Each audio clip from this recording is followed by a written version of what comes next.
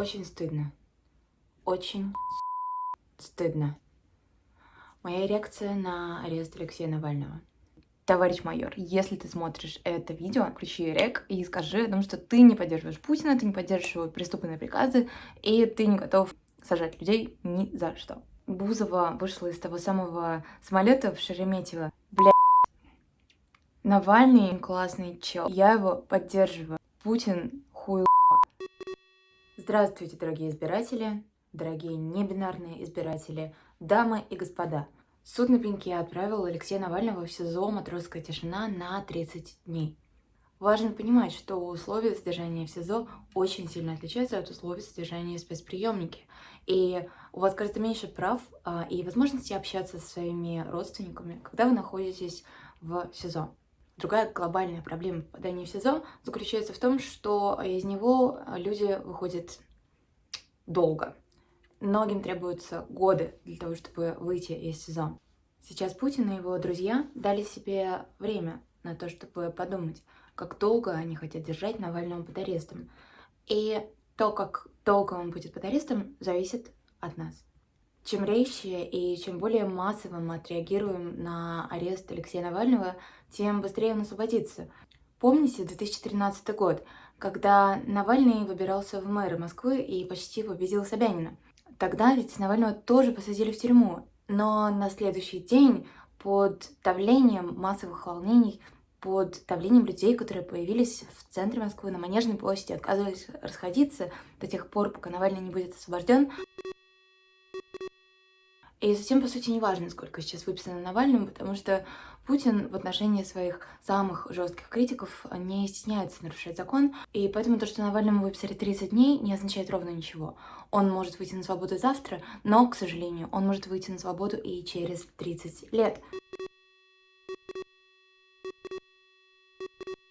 Хочется рассмотреть еще один аргумент многих людей, которые полностью не поддерживают взгляды Алексея Навального. На 100% не поддерживают весь спектр взглядов Навального, и это нормально, и более того, это даже хорошо, потому что в настоящей, работающей, функционирующей демократии люди друг с другом не соглашаются, и в этом-то заключается вся соль демократии.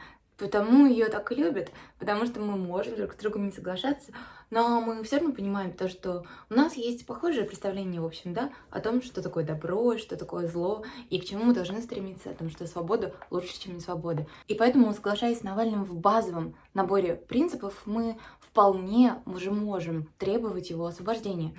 Я листала ленту в Инстаграме и обнаружила то, что не все те, кого я люблю, написали что-то про арест Алексея Навального.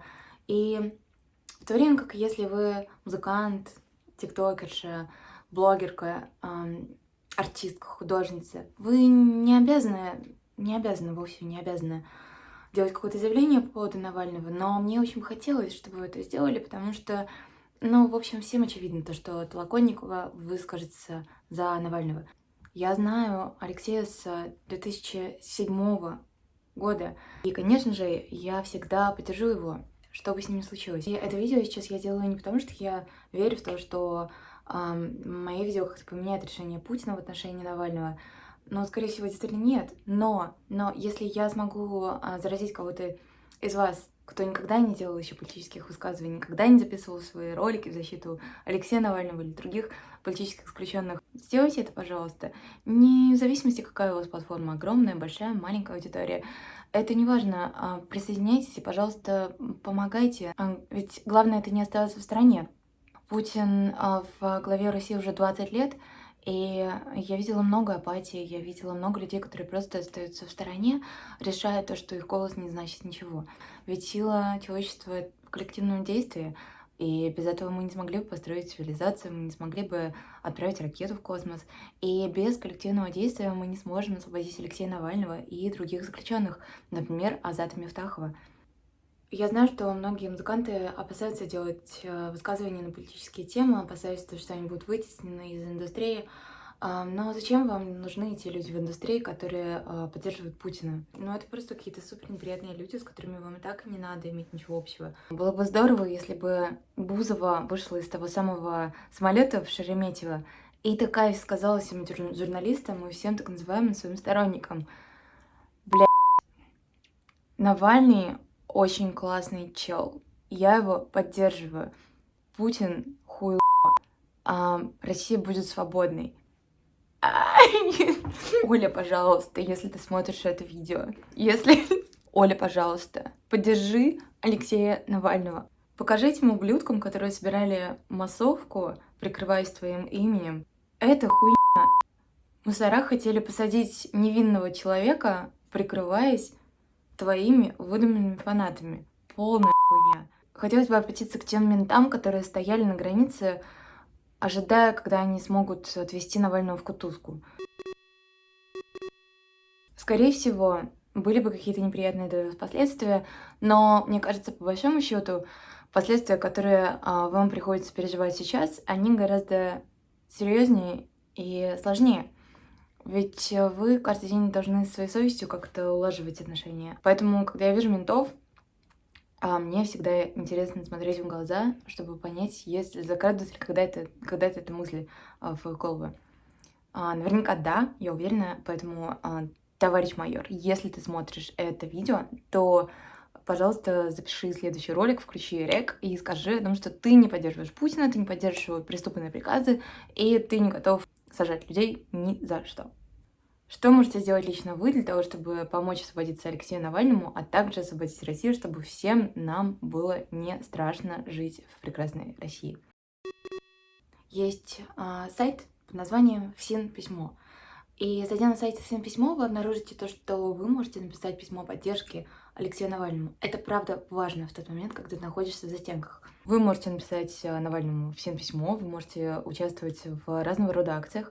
Очень много звучит высказываний на тему того, что бояться стыдно. Бояться не стыдно.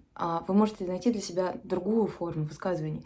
Если вы по какой-то личной причине не хотите выйти на акцию, вы можете записать песню, вы можете написать статью, поговорить с вашими родственниками, которые еще до сих пор поддерживают Путина, и объяснить им вашу позицию. Мне не нравится этот дискурс шейминга страха.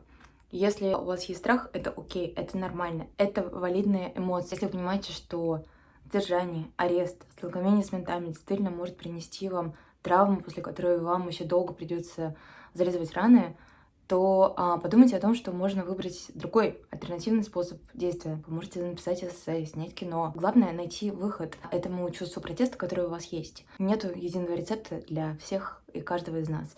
И я думаю, нам, как активистам, стоит больше говорить об этой разнообразности и инклюзивности разных методов протеста, для того, чтобы у нас не складывалось такое ощущение, что вот только один метод классный и валидный. Поэтому есть 23 января, есть другие прекрасные даты, и много всего можно сделать, хорошего, доброго, прекрасного. Главное, не отмалчивайтесь, главное, не оставайтесь в стороне и понимайте, что наше будущее находится в наших руках, и только в них.